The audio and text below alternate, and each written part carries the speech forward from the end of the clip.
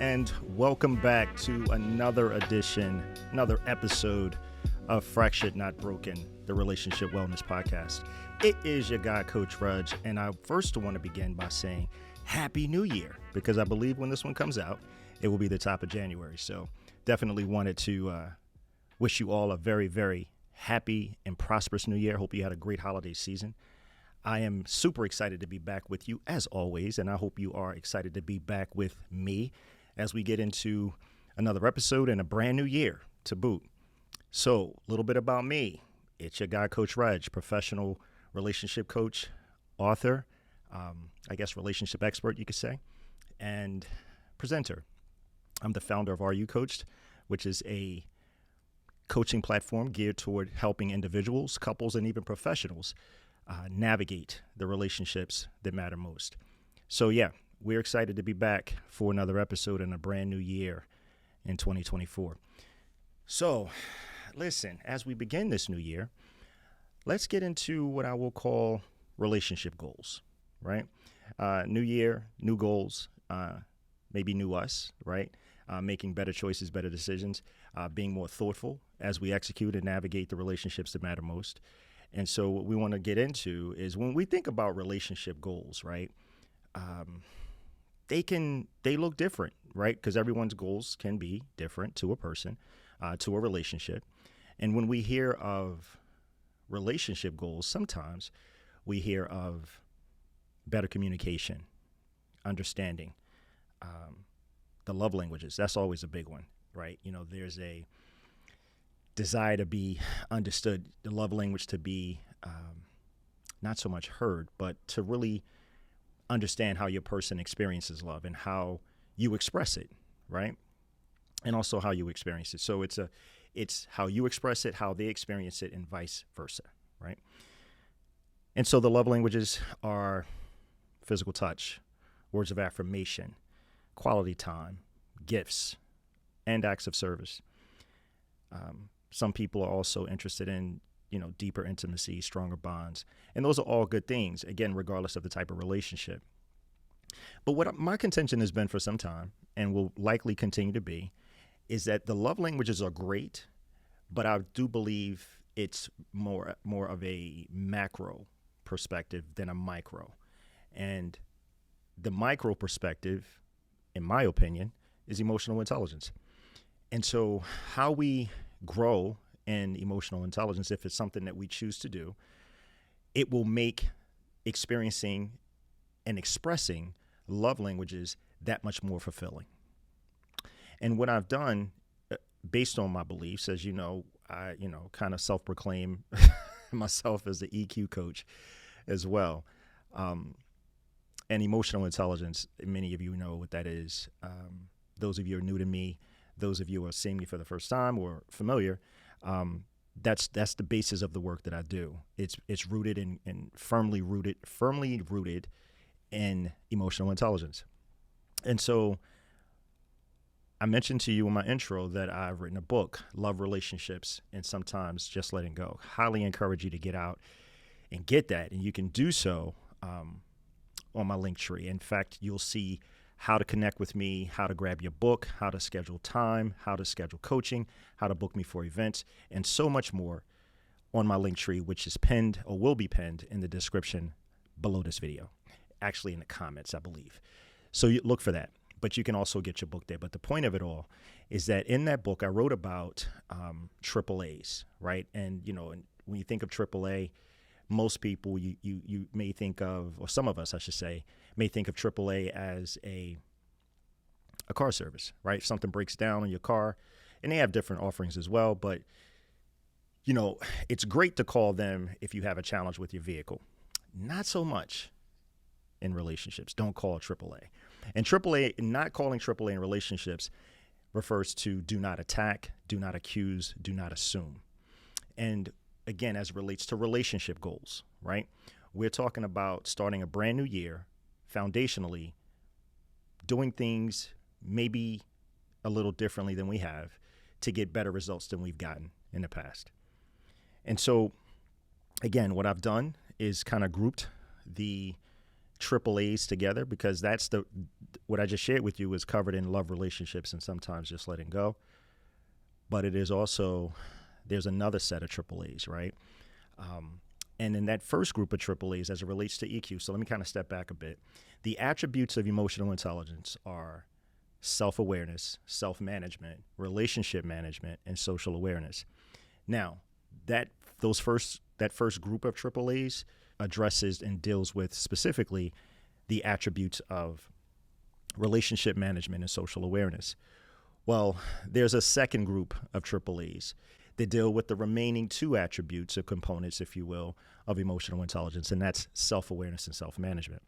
And we'll go back through these because I want to explain to you what each of them mean.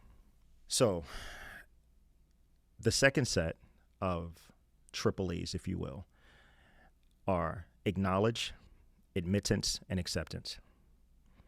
And so, again, we're talking about the components. We're talking about how these show up, and also, hopefully, they'll help you to recall more clearly, more readily.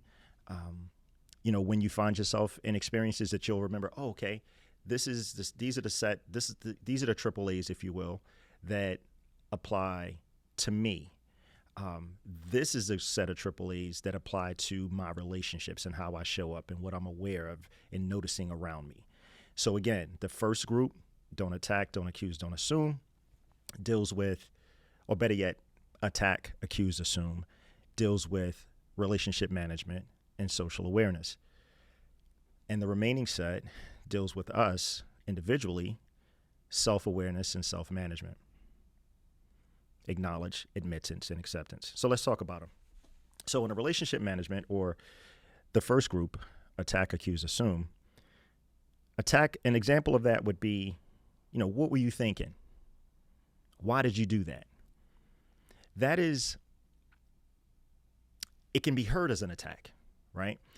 And a person likely could become defensive because they feel like their choice is being questioned or something they said or did is being questioned. And they're like, well, why would you question it? And so better course of action, or another way to approach that may be to say, what was important to you? What influenced your choice, right? Again, to resist the temptation and, quite frankly, the habit of saying, what were you thinking, or why did you do that? So we don't want to do that. Again, we don't want to call AAA in relationships. Accuse deals with, for example, I know you damaged my car, right? That ding wasn't there yesterday. What did you do with my book? The one that Coach Reg wrote, Love, Relationships, and Sometimes Just Letting Go. You need to get your own copy. But yeah, you got it. But no, but really, it's an accusation, right? Instead of accusing someone, ask a question. I promise you, folks, if we could be better about asking questions when we don't understand something, be more curious when we're like, I'm not sure what I'm seeing, and ask a question versus speaking from your perception, which will likely be delivered as a statement and can be heard as an attack, an accusation, or an assumption, which is what we want to avoid. So assume, the third. Say you have a friend. This could be romantic, it could be non-romantic, and you've known them for some time. And say or you remember they liked a certain dessert, right? Because since as long as you've known them, they've enjoyed that dessert. And so you say, hey, I got a surprise for you. I got this dessert for you. Say it's a strawberry cheesecake or whatever. And they're like, I can't eat that anymore. Huh? What do you mean you can't eat it anymore? I thought you've always liked this, right? And they're like, but I can't now because my body doesn't respond well to it. So yeah, I don't have it anymore. Oh, wow. I didn't know. And so a simple example, again, to illustrate another opportunity to ask a question. Do you still like that dessert? Is that something you still enjoy? Because sometimes our bodies change, our palates change. What we once enjoyed, if you had a sweet tooth once upon a time and you were known to have a sweet tooth and now you don't have that same sweet tooth, it's understandable that someone, and certainly it's not malicious when someone remembers what you prefer, remembers what you like, and they say, hey, I have this for you. and you're like, but that's not good for me. Okay, cool. Now we know. So, but assumptions can go different, right? Assumptions can feel like attacks as well, because we make assumptions, and they can also be critical or received or heard as critical when we assume something about someone and we didn't ask a question. It can happen with someone that you just meet. It can happen with you see someone dressed a certain way. We make assumptions about the type of people or person they may be when we don't know. So we do it all the time, and that's the caution, folks. That's why emotional intelligence is so important, because we're talking about thinking. We're talking about thinking before you respond. Pay attention, social awareness. What am I seeing? What am I noticing? Consider asking questions. And sometimes it's not appropriate to ask questions. Sometimes it's just like, hey, you know what? I'm not sure what I'm seeing, but that is very curious or very interesting to me. Or that's different. Can you tell me what that means, or why you're doing that, or what's important to you, or what's important here? It's a question, folks, and it's non-confrontational. It's non-defensive. A person's not going to likely feel like they have to defend or protect, because let's go back to attack. When we ask someone, what were you thinking, or why did you do that? Oftentimes the response may sound like a justification or an explanation, because we may feel like we have to defend our position, and that really may not be the right question, which is why the response sounds like, because it's the response aligns with the question, right? But if you were to say, what's important to you, what influenced you, what matters to you, or what mattered to you in that moment, in that choice that you made, because I really want to understand, you're likely not going to get that, why you I did it because that's what I wanted to do, whatever the snarky response may be. My point, folks, is, again, social awareness. Pay attention to what you're noticing. Ask questions around it, and please refrain as best you can, or resist the temptation to tell folks, or to ask them, what were you doing, or what were you thinking, or why did you do that? Not good questions. So let's move on. Now, in the second set of triple E's, this is more, again, this is an inside job. This deals with the individual. This deals with us individually. Again, self-awareness and self-management. The first, again, is acknowledge. I acknowledge that how I responded may have hurt you or bruised you. Another type of acknowledgement is when someone is kind, say thank you. For example, how many times have you held the door for someone and they walked in and didn't say thank you?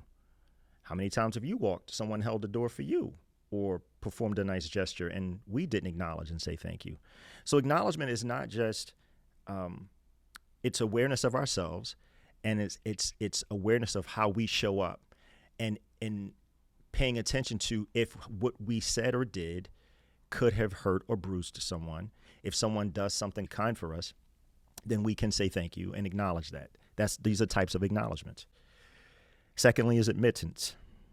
I admit that I could have handled that better. I admit that this experience isn't fun for me either. It's an emotional investment, folks, that builds trust by introducing vulnerability and humility into the relationship. Yeah. See, we all are flawed and fallible, so that means we get it wrong. So why is it that we refuse, some of us, low EQ types, or better yet, those who are low EQ types, choose to ignore that and expect others to just accept them for who they are, because this is who I am? My goal is for us to grow. My goal is for us to be better in relationships and how we show up and present in the relationships that matter most. This is a way to do that. Acknowledge and admit when we can be better. I could have done better. I should have done better. I now have new information that I didn't have before, because I didn't realize that my response and or reaction would cause you to feel this way. That's why it's important. It builds trust. It builds confidence, because you're introducing a vulnerability, saying, hey, I don't have it all figured out. I recognize humbly, humility. Please forgive me, right? It wasn't my intention to hurt you. Now, let's be clear, folks. Just because it wasn't our intention doesn't mean the hurt stops just because we apologize. Please understand it takes time, and we don't get to tell a person that we hurt how long they need to hurt. It takes the time it takes. What we hope to convey is that they recognize our sincerity in our apology and our ask for forgiveness. Thirdly, acceptance. I choose to accept what I cannot change. Acceptance can be the gateway to peace, and rejecting facts is the gateway to continued frustration. The answer is the answer, folks. See, listen, there's a difference between facts and truth. The truth doesn't change. The truth does not change, but facts can, right? The fact is, in the DC area, it's cold today. But guess what? In the spring or summertime, it's not. Because the fact is of that. But what the truth is that seasons change, right? So you can definitely maybe glean some confidence and encouragement that although things may be as they are right now, does not mean that's how they're going to always be. So the answer being the answer, it could just be for the moment, but it is still the answer. And so the idea is to accept that answer. And not that you like it, not that you're comfortable with it, but you choose to accept it because, you say to yourself, you know what? I can't fix this thing. I can't change it. So I'm going to work on accepting it and pursue peace because I'd rather walk through the gateway to peace, which is acceptance, versus standing on the outside being frustrated, choosing the gateway to continued frustration by rejecting these facts that are before me right now. It profits us nothing. Just something to consider. Please understand, it is not my heart's desire that you think what I think. I simply want you thinking, folks, for yourself. And not just for yourself, but thinking about and considering others, but making sure you check in with you and check in with them to make sure that, hey, are we good? Ask a question. We're going to get into that in a minute because we're talking about relationship goals. So I got a few more things for you. We're going to get out of here. So everything that we're talking about regarding these, the AAAs, attack, accuse, assume, don't do those things, but certainly acknowledge, admit, and accept. Work on those. So it's kind of like do's and don'ts, right? Don't call AAA if you're talking about relationship management and social awareness. Don't attack, don't accuse, don't assume. But do acknowledge, do admit, do accept. Because those are individual and personal responsibilities, right? The first three are shared, which is why we want to refrain as best we can. Now, to do any of it, it requires some desire. It's going to require compassion. It's going to require courage. And it's going to require grace.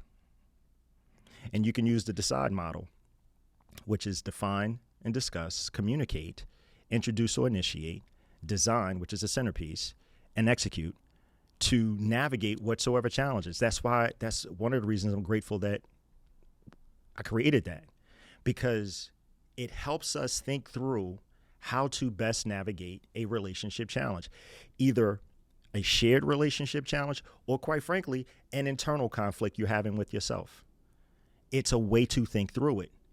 It's a way to get clarity and get clear on what you're feeling. And sometimes it requires sitting with yourself, sitting with the experience so that you can get a clearer picture on how you think and feel about it.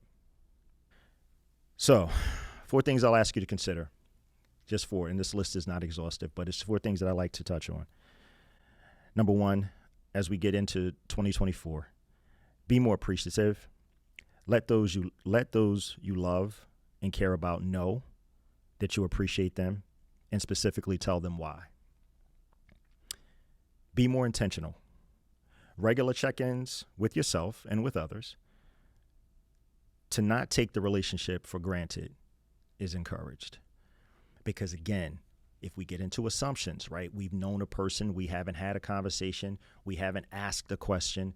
We are just going with, well, the last time, nothing has happened to my knowledge, so I guess we're good. And you may be. And please understand, folks, I'm not saying you're not. I'm not suggesting anyone isn't. What I am saying is don't take it for granted, but let's use it as an opportunity to ask a question, Be more communicative. Actively listening also builds trust, confidence and provides assurance that you're not participating alone in a relationship.